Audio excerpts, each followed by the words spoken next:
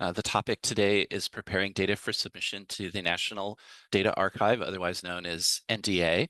And it's my distinct honor this morning to welcome Rita Butterfield and Scott Tebbetts.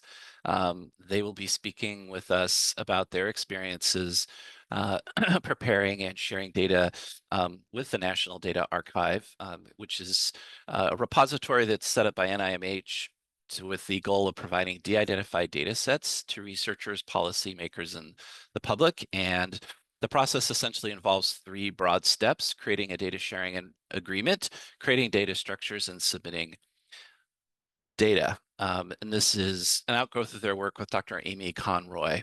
And they've both gone through the first two steps on the projects, and the third step on one of the projects that they're working with Dr. Conroy on. So in today's presentation, they'll be sharing what they've learned and some tips and tricks to make the process as streamlined as possible. So let me just share a little bit about Scott and Rita with you all before I turn the reins over to them. Scott Tebbetts has over 26 years of experience working as a study coordinator and policy analyst at CAPS. He has worked on studies focusing on HIV prevention for young gay and bisexual men across the US and internationally with Dr. Susan Kegeles and Greg Rebchook. And he currently serves as the study coordinator for Dr. Amy Conroy's research focused on developing an economic and relationship strengthening intervention to reduce alcohol use among HIV-affected couples in Malawi. Rita Butterfield is a social psychologist with a research focus on couples and health behaviors. She taught psychology and human development at Sonoma State University for over a decade. And at the University of North Carolina, she worked on studies designed to understand the decision-making process for genetic testing. She now works from her home in North Carolina on Dr. Amy Conroy's projects in Malawi and South Africa. So it's my honor and pleasure to welcome both Scott and Rita today. And I'm going to turn it over to them next to share their wisdom and experiences with us. And just one note, they have a lot of material to cover today. And so we're going to ask you all to please hold your questions until the end, when we hopefully have a little bit of time for Q&A.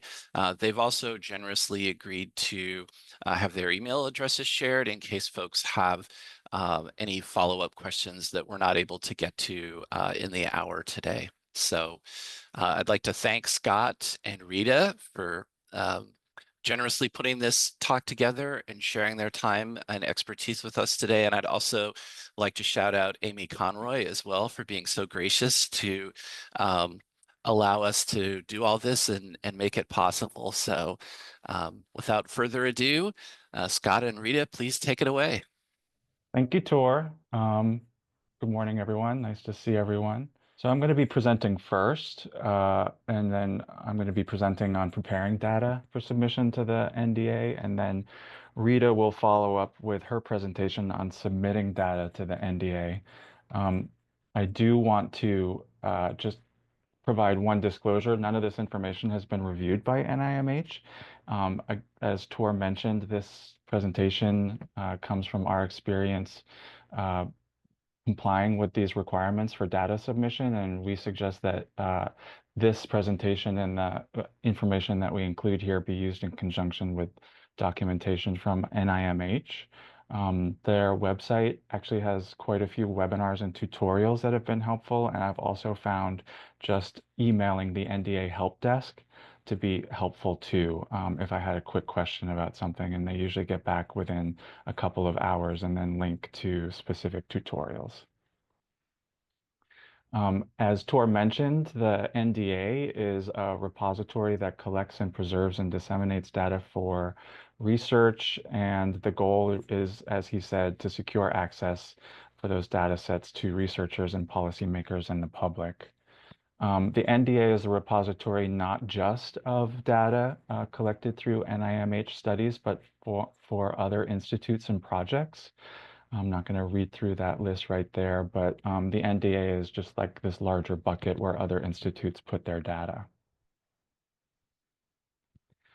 Planning for the data submission starts early. It starts actually with the grant application. So in order to submit a grant, we now are required to add a data management and sharing plan. And that plan outlines the data that will be generated and how it will be shared. And it specifies the specific instruments and assessments that will be used for collection and analysis. I'm not going to get into that too much. There is a separate presentation that was done in November of 2022 by Ariel Deerdorf, who's a UCSF librarian. That is on the CAPS Methods Core YouTube site. So if you're interested in learning more about data management and sharing plans, you can find that there. And you can also look at the NIH.gov website for examples of data management and sharing plans. It's important to note that not all data really has to be shared. There are some reasons why, justifiable reasons why you might not want to share data, and the bulleted list there was provided by NIH. For instance, if you're collecting qualitative data and you suspect that someone might be able to, identify a participant from the information that's collected in that qualitative data, you can ask for an exemption. So if there is data that you would like to exempt from submission, you can include that in your data management and sharing plan. You must get consent from research subjects in order to share their data. UCSF has helpful IRB consent templates for that purpose. The NDA also has some plain language descriptions to use in consent forms. It's basically 2 paragraphs that you include in the consent form, and those paragraphs basically explain how de-identified data will be submitted to the repository and what protections are in place to safeguard that data.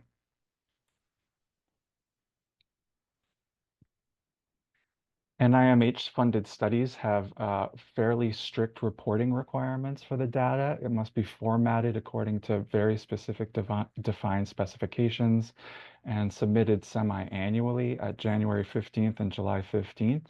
Other institutes have different submission deadlines. For example, NIAAA has April 1st and October 1st deadlines. So you'll just have to check with the institute that funds your research to find out what the submission deadlines are. But you will also be alerted to what your first submission deadline is in your Welcome to the NDA email, which you will receive, or the PI will receive, shortly after they get their notice of award. So this is the actual email that Amy Conroy, Dr. Conroy, got for the Malawi study. And that came through in March of last year, March 14th. And 1 week later, she received this email welcoming her to the NDA data collection. That email specified the first submission due date for that data. It also prompts people to create an NDA account and submit a data submission agreement. There are other helpful links on here. It's important to also point out that the data submission agreement and the population of the data expected list, that's a term I haven't used yet, but it's basically a list of all the data that you expect to submit to the NDA. That should be completed within the first 6 months of your grant award. So there's a lot to do in that first 6 months. If the PI does not get this email, I would say within a month of receiving the NOA, I would reach out to the NDA help desk to ask if that is forthcoming, just to prompt them. You can also request an exemption from the first data submission date. If you haven't started collecting data by that time yet, it's a simple checkbox on the collection page. And I did it for our study, the Malawi study, and it's just automatically accepted as an exemption. So if you see that you're supposed to be submitting data and you get anxious because you haven't started data collection yet, it's fine to just push that off. If you're conducting a randomized control trial, before you can actually submit the data submission agreement, you should first register your study with clinicaltrials.gov. And that's because you will need that nct.gov number in order to submit the data submission agreement. So right after you receive your notice of award, it would be a good idea to just start registering that that study with clinicaltrials.org. And I wanted to just highlight the 4 ways that you can log into the NDA site, because it may be that you experience some trouble logging in. It's nice to know that there are 4 different options for logging in. I know Dr. Conroy had some trouble initially logging into the NDA account. I actually log into the account using a login.gov account. So if you have trouble with one, there are other options available to you. Once the PI does create an NDA account and submits the data submission agreement and it's accepted, then they can assign permissions to the study coordinator, and then the study coordinator can start to populate the data expected list for the study. And again, the data expected list is just a list of all the measures and instruments you're collecting for your study, with the target enrollment numbers and initial submission and sharing dates for each data structure. This is a partial list of the data structures for the Malawi study. There are actually 37 data structures. When I say data structure, it's just another way of talking about a survey scale or set of questions. So these are just some of the data structures that are involved in the Malawi study, the target enrollment, the initial submission date, and whether or not this data structure was approved. In order to establish the data expected list, you have to go through and define your data structures. And that involves searching the data dictionary. There's this thing called the NDA data dictionary. You have to search that for the data structures that are included in your project. The data dictionary is a database of 2,000 plus and growing tables, and they all represent a data structure.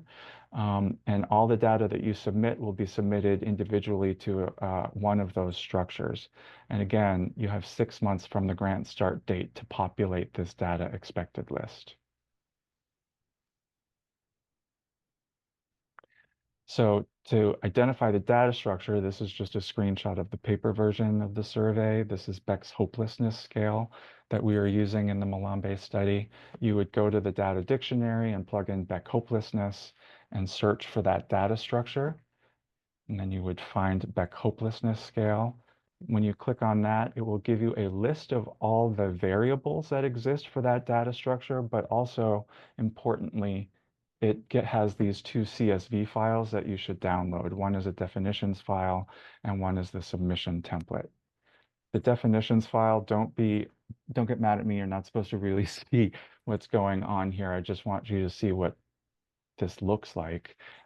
It's just a list again of all the variables that are included in that data structure. Some of them are required. I will talk more about some of those later. And then the recommended variables are listed, throughout the document. This is the response item value range and the coding that they have in the data structure for those response items. I'll go back to this. So when you are looking and comparing what you have in your survey to what's listed in these definitions, you have to check to make sure that how you are wording things and the response items, that they match what's in this definitions file.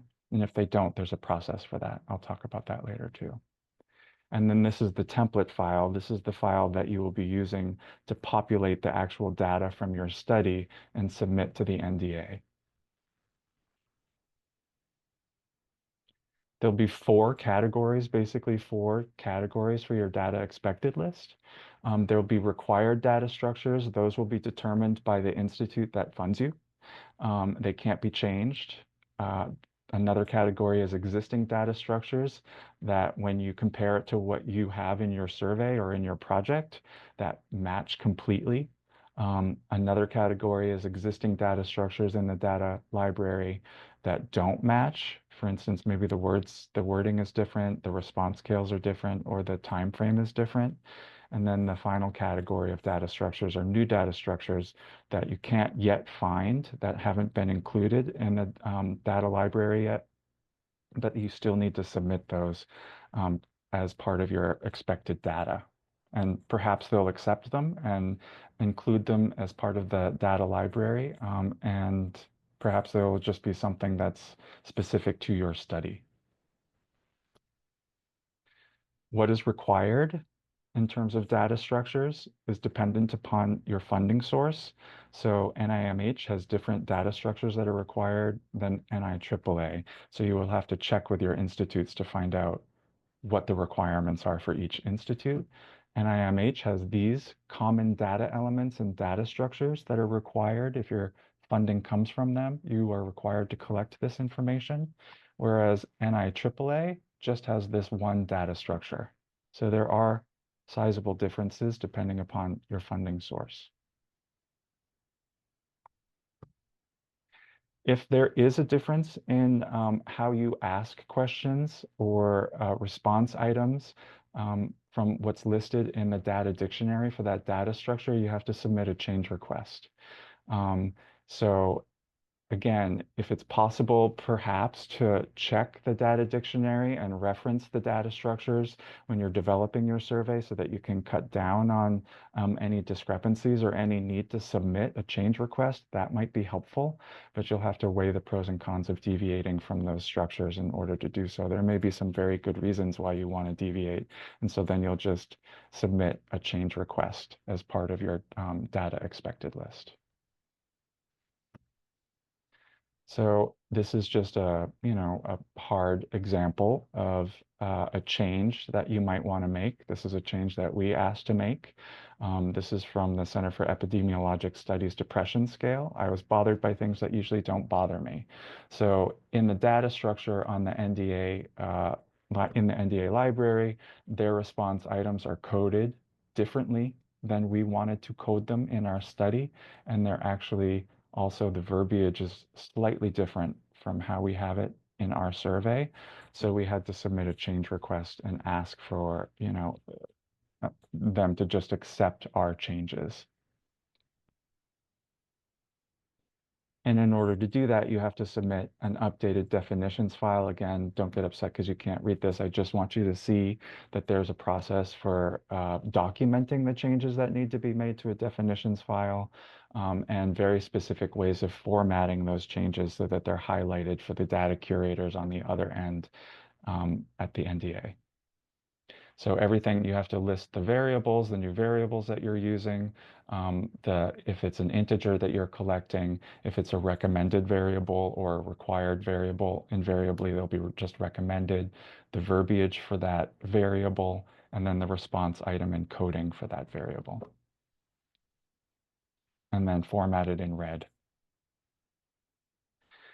If you can't find an existing data structure in the library, then you should submit a request for a new data structure, and that requires developing a new CSV definitions file for that data structure, a CSV template file for that data structure, and then including any documentation that would support the use of those questions or scales, so published research validating the scales. Once you've done all that and you've submitted all your data structures, it can take a while for the data curator to get back. It took our data curator about 4 to 5 months to get back to me with questions about the data expected list. But when they do, they'll email you, and then you'll start to just engage in a process which they call synthesizing your data. They may have gone through your submissions and decided that your proposed changes or variable names don't work. Maybe you've suggested using a variable name that exists in another data structure, so you can't have that. So they'll ask you to change your variable name. And they may also ask you to change your response scale so that they match the data structure in the data library. But this is a process that you will engage with your data curator. And I suggest that you establish a connection with your data curator.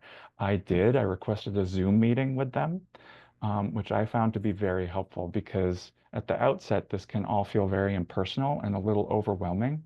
And so to have just a real person on the other end to talk to and bounce ideas off of, it helped me anyway alleviate some anxiety that I had about this whole process.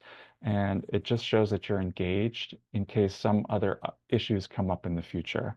They know that you're making a good faith effort to comply with these requirements.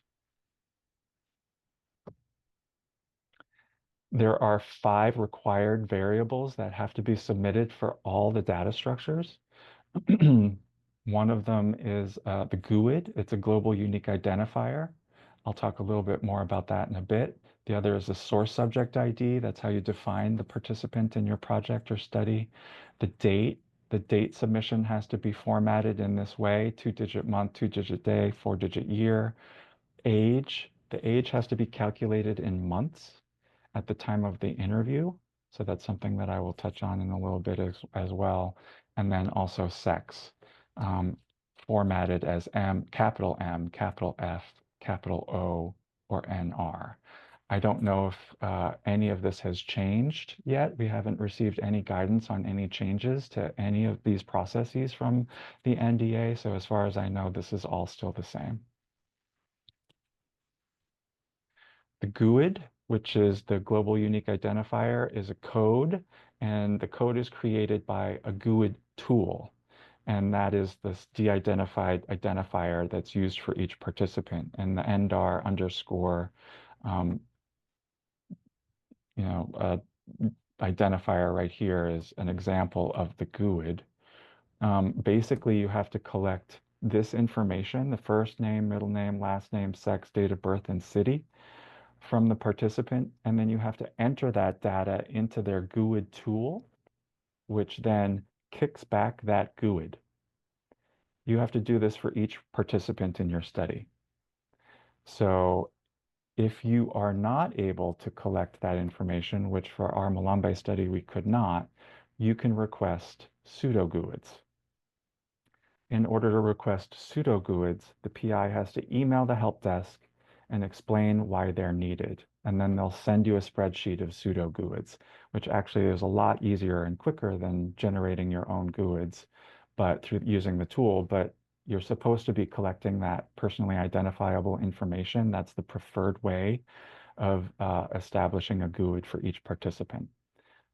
If you cannot collect that information, hopefully you have included that information in your data sharing and agreement plan at the beginning of this process. We actually did not, but it was okay. We sent this request to get pseudo GUIDs. The population involved in this study lives in the Zomba district of Malawi. Vital records are not systematically kept in this region of the world, and the participants often do not know the exact date of their birth. As a result, it will not be possible to create GUIDs. There was no pushback from that. They just automatically gave us a spreadsheet with the number of GUIDs that we needed for our research participants. Age is calculated in months. It's rounded up or down. 15 days or younger is 0. 16 days or more in a month, you add. So that would be 1 month. So another way to look at it is if you had a 42-year-old, it's 504 months. If their baseline survey was in July, and then their time one survey was in January of 2025, almost 6.5 months later, you have to sum these two numbers together in order to get their age at T1, rounded down to 510. So you should think out how to calculate this number before you start collecting data. And if you can embed this and automate it in any way, it will help you a lot. I created a calculated field in REDCap so that that number can automatically be calculated and included in all the data submissions for each data structure. But you can also do it in Stata afterwards. It doesn't really matter as long as you think it out, because you don't want to be caught sort of unaware at the end thinking, oh, how are we going to do this? And then struggling with it for 37 data structures and 500 participants. Some parting tips. If this sounds like a lot, it kind of is. So I would suggest starting work on defining your data structures early. Remember, you just have 6 months to establish your data expected list. So if there's some downtime even before you get funded, if you think you have time to like chip away and identify some of the data structures in a survey that you know or expect to use for a future study that you hope will get funded, that might help you. Also, it's helpful, I think, to think out ways to embed some of that data into your data set, like that GUID or the pseudo GUID or the age. It also might be helpful to, if you have time, match your survey instrument to the data structures as they're listed in the NDA data library so that your verbiage and response items match. It might save you a step from submitting a change request. And then finally, I just found it helpful to make yourself known to the data curator, and I would suggest that's something that you do as well. And Rita, I will hand it off to you. Okay.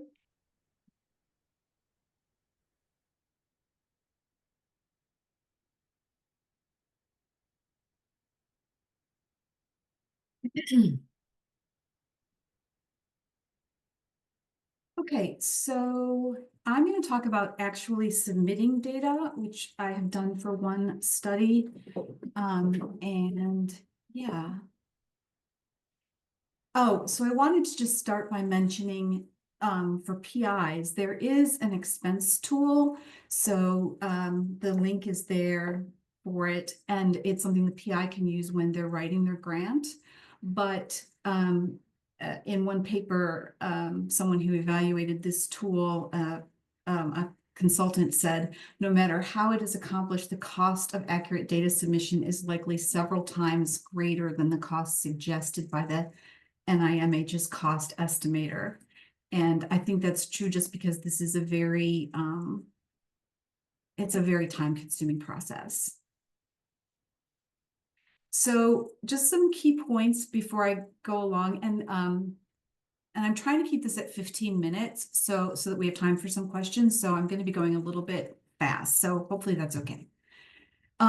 As Scott was talking about preparation, getting your data structures in early is going to be very helpful. Preparation is key to this process, and trying as much as possible to stay organized is really helpful in the submission process as well.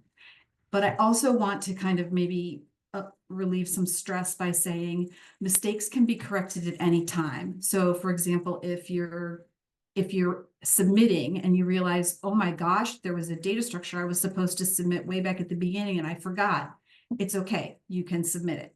If you realize, oh, I submitted this data structure, but we added this question that I didn't put in a change request, you can put in the change request. And then even a really big mistake can be corrected. So I'm not going to go into a lot of details, but I made a mistake where my GUIDs didn't match across data structures. The age and the GUID weren't matching. There was like when I copied and pasted, I got off by a line. And so all of my Q&A failed. And I just contacted my data curator and explained what happened. And she archived it and we were able to start over with no problem. So it's really like a flexible process. It's a very forgiving process. So, which I think is helpful to know.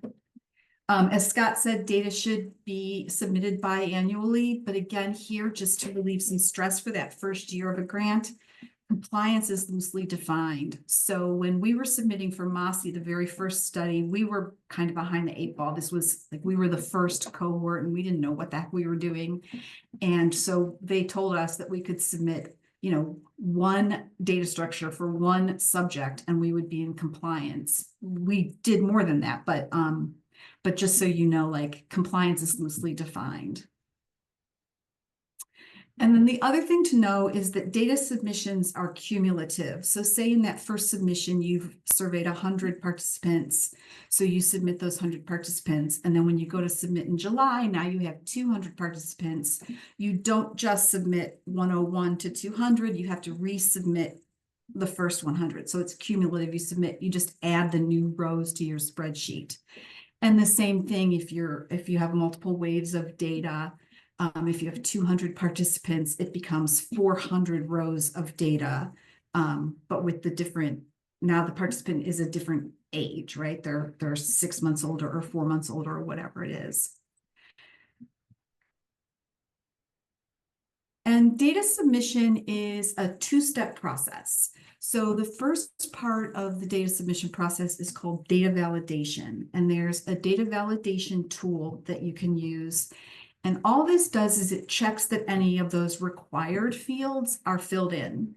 So if you're creating new data structures, I recommend calling everything recommended rather than required, because if you have any skipped variables, and then you have to enter in something for skipped, right? You have to enter in a skipped code, which maybe you don't have in your data collection. So, but if you just say recommended, then it's okay that you have an empty cell for someone, or yeah. So I recommend saying everything is recommended except those 5 required items that Scott mentioned.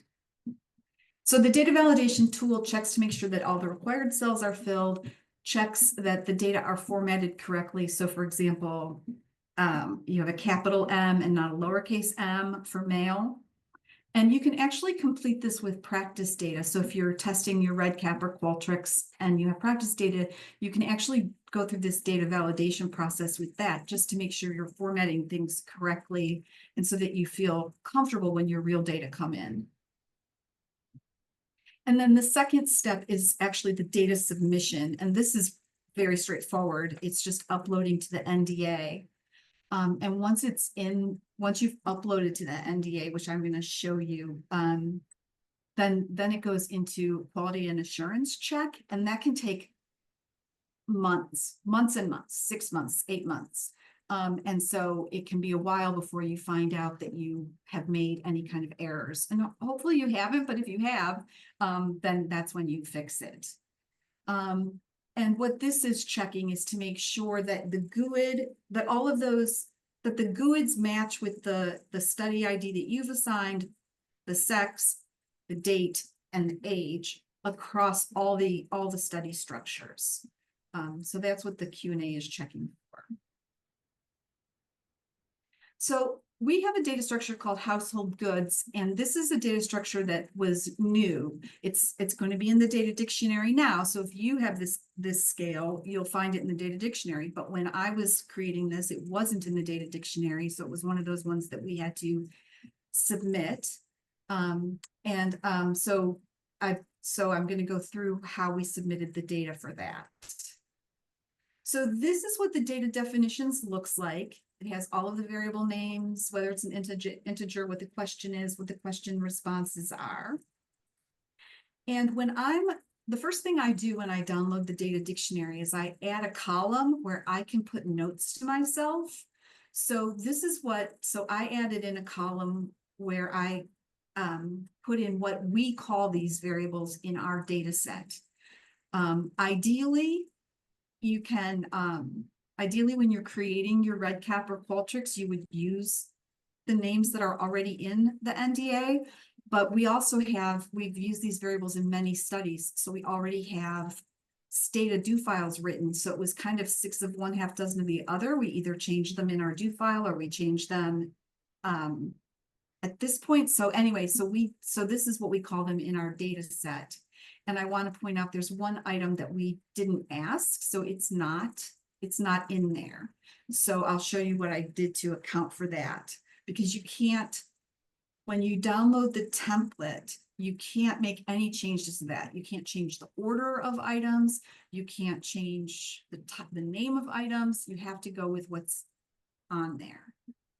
And this idea of creating this column is really helpful for other structures. There are some structures where maybe they're, this particular structure has hundreds of items and we're only using the 5 required and then these 2. So I highlight those for myself so that I kind of know what I'm looking for when I'm creating the file that I'm going to upload. So once you've downloaded your data template and your data definitions and added in any notes for yourself, then you need to get your data. And Scott was mentioning that he wrote queries in REDCap so that he can get his data straight from REDCap. I'm using Stata to export my data. So for each structure, I have code where I export it. And I just highlighted here, these are the 5 required variables. So I put those first, and then the variables for that particular structure. And I download it to a particular folder where I have things saved for that particular structure. And then really, and it's really just copying and pasting. Then you have to copy and paste what you've exported into a file, into the template that you're going to upload. And I usually just save it with our collection number and then the date of the download. And then you can resort columns in your data download, but like I said, you can't sort them in the template. So if you ask questions in a different order than what's in the template, you can reorder them in your export, but not on the template. I hope that makes sense. And so in my, this is my data export. I added this column in because this is the question that we didn't ask. That way I can just copy and paste this whole thing in rather than copying and pasting it in pieces. So once you have your data ready, then you can go to the NDA site and click on Tools. And then there's a drop-down menu and it's the Validation and Upload tool. And it takes you to a site where then you can click on Launch the Validation and Upload tool. So it's this is all pretty, this part's pretty user-friendly. And then it takes you to this site. And so if you've started something, you can resume. If you've gotten a message that you have Q&A errors, you can fix them here. And then, or you can create a new submission. So for this example, I'm creating a new submission. And so once I clicked on create a new submission, it just takes you to this page where you just literally can drag and drop your file. You can either do it by searching your computer or you can just drag and drop, which is really nice. This part is, as I said, user-friendly. You're going to get potentially two different messages. So I submitted this with an error so that I could show you this. So you get a message that says there's an error. Errors must be corrected. You can't submit it if there are errors. And like I said, this is just looking for things like, is it in the correct format? Are required cells filled? Yeah, I think that's it. Are the variables formatted correctly and are required cells filled? And the way that you find out what your errors are is you just click on the number. Just click on that. And it takes you, it shows you what your errors are. If it's something with like, if, for example, you put the dates, if you mixed up your date column and your sex column, then you'll have like 150 messages that are all the same, right? It's one error repeated 150 times for every subject.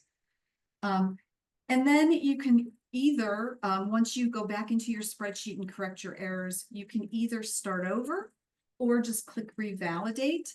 I have found, and this is just my experience, that using the revalidate sends it into like a spinner, it just gets stuck a little bit. So I just usually start over if I need to fix any kind of error. And then the other kind of message that you might get is warnings. And again, you'll get a message that says warnings, and you can just click on the number to see what the warnings are.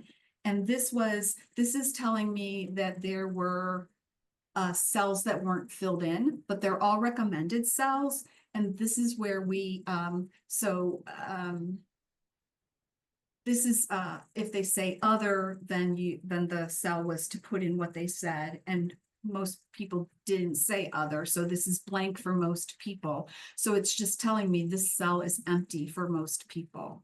163 records, this cell is empty. I expected that. So you can just ignore warnings, but it is good to look at them and see what they are and make sure that they are what you expect, right? You expect to get a warning for cells that aren't completed if they're actually not completed. And then the next step is to build your package. So you click Build Package. And this is now we're into step 2, submitting your data. So everything I've done so far can be done with practice data that nobody sees that's just for you. Once you click on build package and you're submitting data, now you're like in real life. And you see this screen where you put in the collection, the title, and the description. And this is a drop-down menu, and it will show you all collections you have access to. So most of the time that's just going to be 1 or 2, depending on how many PIs have given you access to their collections. And so I just call this household goods, and then the description is household goods with the date. And then you click, once you check this and make sure, oh yeah, I knew about those 7 warnings, I'm fine with that. Then you click build package. And it's going to give you a confirmation screen. So you check, make sure, yeah, that's the right. Yes, I'm submitting to the correct collection. Yeah, that's what I want to call it. And to the best of my knowledge, there's no PII in there. And then you check that box, and the submit data box becomes live, and you can click on that. And then it'll tell you that your submission is complete. You'll get an email saying it's complete, and in a couple of hours, it'll show up in your list of not data structures, data submissions. So this is my data. This is all of the data we've submitted for this study. You can see upload is completed for each of these structures, and QA is scheduled, although the date hasn't been assigned, and you can see it's been 4 months so far, and QA is not even scheduled. So this can take a while.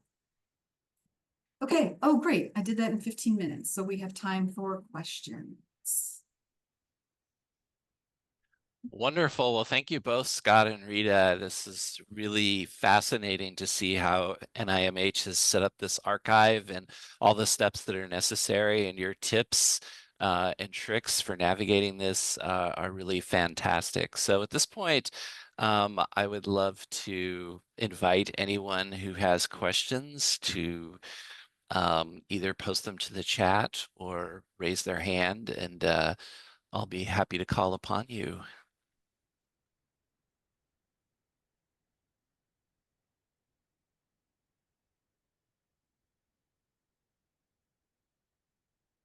I'll ask a question if nobody's going. Go for it. So thank you guys so much. This is awesome. So Rita, so if you said the submissions are cumulative, so each time you're always uploading the prior data that you already submitted. So does that mean that if you're basically overriding anything from before? So that at the end, like if something were to change earlier, you would just be overriding that value with the next upload. Is that right? That's right. Okay. That's right. Yeah.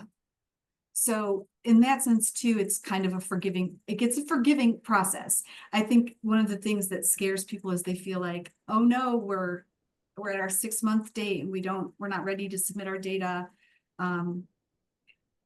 They're going to take our funding away. They're flexible, and especially if you're in touch with your data curator and it's clear you're trying and you're trying to figure it out. They're nice, and I think the people who work on this at the NIH are really, really overworked, but but like Scott said, they're very responsive to email. Sometimes when you're trying to get your data curator, it can take a little bit longer, but the help desk is pretty fast.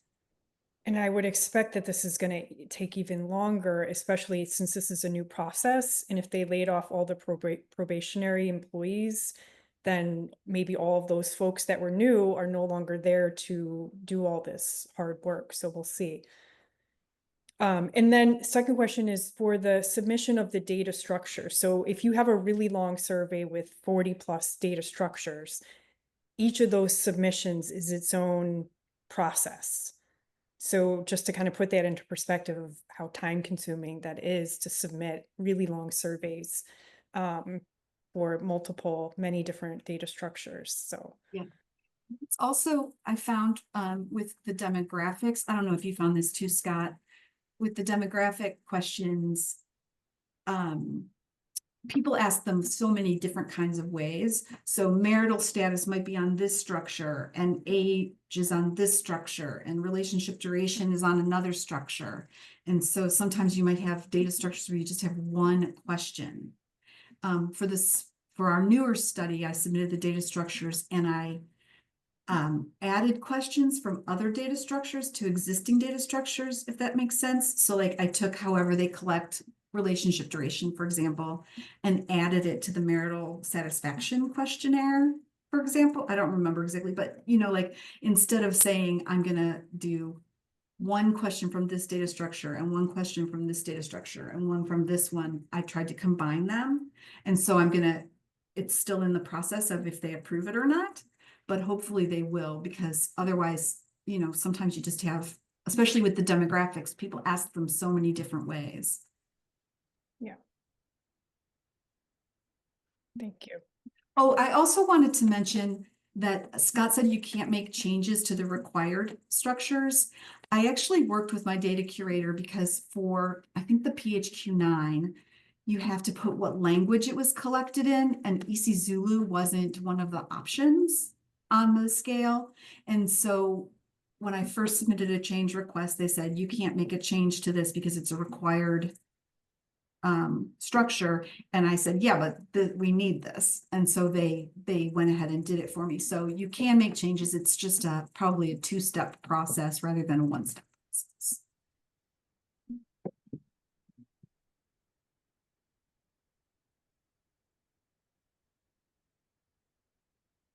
I have a question. I don't know if you guys can necessarily answer this, but let's just say, hypothetically speaking, that I have a survey instrument that I like better than the PHQ-9. Would the recommended approach be to collect PHQ-9, but also collect my own survey and get it submitted as like an additional new instrument, or what's the kind of recommended thinking there? You find yourself in that situation, because I know investigators have, you know, can sometimes have very strong opinions about, well, I prefer the Beck depression inventory instead of the PHQ-9, or I prefer the CESD, you know, or that kind of thing. So I'm just curious how that works, or if you've encountered that. Yeah, well, we haven't encountered that exactly. I will say the goal of the NDA, and the reason that they don't want you to use pseudo GUIDs, right, is because if you have a participant who's in your study and in another study, then you can match them on their GUIDs over time. And if both studies collect the PHQ-9, then you can see that at different points in time in different contexts. So that's the goal. So that's why some of these structures are required. The PHQ-9 is required by NIMH. It's not required by the NIAAA. So I don't know. Yeah, so I don't know the answer. If it would have to be in your data sharing agreement that you weren't going to collect it, so it would be at a higher level than I'm at, but yeah. I think, I don't know, this is just my perspective as a PI, but ultimately, in my view, the science comes first. So when you're selecting the instruments, and especially if you're working internationally, where a lot of these scales haven't been validated in certain parts of sub-Saharan Africa, for example, and you have to really pick the best instrument, despite what NIH is requiring. So then you're stuck with two, you know, do you include both of them? How long is your survey? What are the other things? I think all of that will kind of has to be factored into the design of the survey. But as the PI, the NIH may never use this data. No one may ever download this data, but I'm going to publish on this, and I want to publish on a scale that I know is going to work in my setting. So I would prioritize that, I think. And I might just add that, like, if it is something that you include, if you can have a solid argument like what you just put forward, and you make that argument in the data submission agreement, early on, or maybe even as part of your grant submission, then you might probably have a better chance of prevailing on that. In other, just to add on to that, like different institutes prioritize this more than others. For example, NIAAA, never gotten any pushback from them. NIMH with a new grant, the PO actually did scrutinize our data management plan and came back with a couple questions. So it just depends on the institute and how much attention and focus they're giving to this process too. I think I can just add to that from experience I've had. So we had a situation. It was for a grant in Nepal, and we didn't exactly want like it wasn't a situation of replacing one with the other, but we did ask for an exemption to not collect one of the ones that they that was a common data element that you were required to collect for the NIMH. I can't remember which one exactly it was, but I mean, the PI justified that why we didn't want to why we didn't want to do it, and they accepted it. So I mean, with the rationale of like this is, like asking questions about mental health in Nepal is it's like a stigmatizing issue. The data, it's already so long. This really does not fit in with the aims of the grant. I think those were like the some of the justifications that were put forward, and they did accept it. So so that was just dropping one, and so I maybe switching one. It seems like that would be the same kind of rationale that you could make there. So that sort of, I think that fits with what Amy was saying. Like if you can justify it, and especially for like international research, I think you might have a better case. So I mean, it seems like you should definitely try if you feel that it would be in the interest of the project, seems, as what I would say. So for what it's worth, that's our experience. Thank you, Elsa. Did you have having gone through the process and having seen the presentation today, did you have any other observations you think would be helpful for all of us to know collectively as someone who's used the system? No, I mean, I think it was a great presentation. I sort of was like making some notes as they were going along, but then they addressed what I was going to say. So I think my experience it kind of is the same as what's been said here, except that it seems like it takes, for us it's taken a whole lot longer before they before they like set up the data structures that you required to be changed, or like made like a whole new data structure. I think I've done 2 submissions going on. The third is coming up in April, and they still, most of the structures still haven't been made. So I think the observation that they are very overwhelmed as well is probably correct. And they are, and all, also that's maybe the reason why they're also flexible, because I was told too, as long as you submit one data structure, you're in compliance for that round of data submission and things like that. So I've had the same experiences as Scott and Rita, really. The help desk is very helpful. They do get back to you quickly, and things like that. So I think I find the videos and the information on the website is helpful as well. And it is a lot of tedious work in getting it. And because especially I think it was one of the grants when it was like from the very beginning, so like our preparation I think wasn't ideal. So it's a lot of just like with syntax files, fixing it up afterwards is what I'm doing currently, and I've tried to automate it as much as possible. So just get it from REDCap into, in my case, SPSS, and then so for some of the existing templates, they have like a whole lot of questions in it, because it is kind of the exact same questions, but like with a different response category, with a different time frame. So it's like this so there's like 50 maybe, Excel columns for what's ultimately like 10 questions. So most of them are empty. So then, I've had it where I've just created an SPSS file with all those empty columns already in it, and then then put it into Excel, and then make some Excel sort of macro to put like this one little like row at the top that has to be there. So it just kind of goes like as automatic as possible. So you don't copy and paste, you actually put those variables in before you download so that they Yeah, match the template. That's probably smart. Well, I sort of did, yeah, so if there's like, for most of them, like there's empty columns that I need Yeah. to, and so I just sort of took those columns and put them into like my SPSS file and in the right order. And then I put that into like export that to an Excel file or a CSV file, so that I don't have to go copy and paste. Yeah, that's smart. So yeah. Yeah. I don't know. It seemed because I had, like for quite a few, if you have to, it seemed that ultimately it might be faster if you have a lot of data structures to do it that way. Once you Mhm. have it set up and you know it, you got it all right. Mhm. So that's how I've been doing it. Thank you. Yeah, thank you, Elsa. Any last questions? We're coming up on the top of the hour. We have like a minute left.